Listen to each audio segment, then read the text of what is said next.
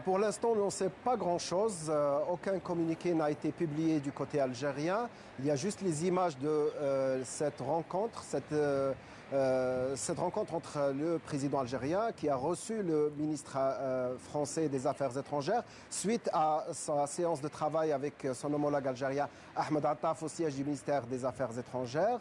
Ce qu'on sait, d'après les informations qui ont filtré, c'est que le débat a été serein. Tous les sujets qui ont été au centre de ce conflit, de cette crise aiguë, inédite depuis peut-être l'indépendance de l'Algérie, ont été mis sur la table du côté algérien comme du côté français. Le dialogue a été le mot d'ordre entre le ministre français et son homologue algérien, et aussi lors de sa réception par le président Tebboune. On attend toujours le communiqué de la présidence algérienne pour en savoir plus, et aussi du côté français pour éclaircir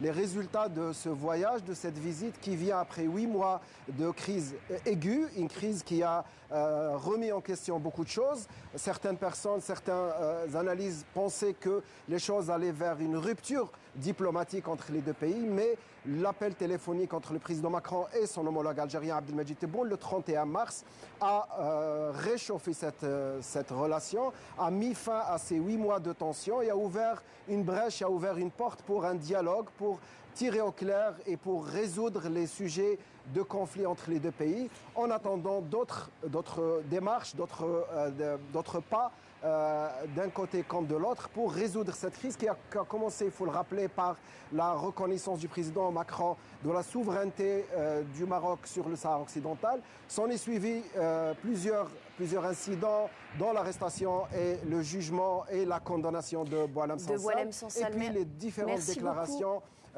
des responsables français, notamment le ministre de l'Intérieur, Bruno Retailleau. Merci infiniment, Kamel Zaïd, correspondant en Algérie.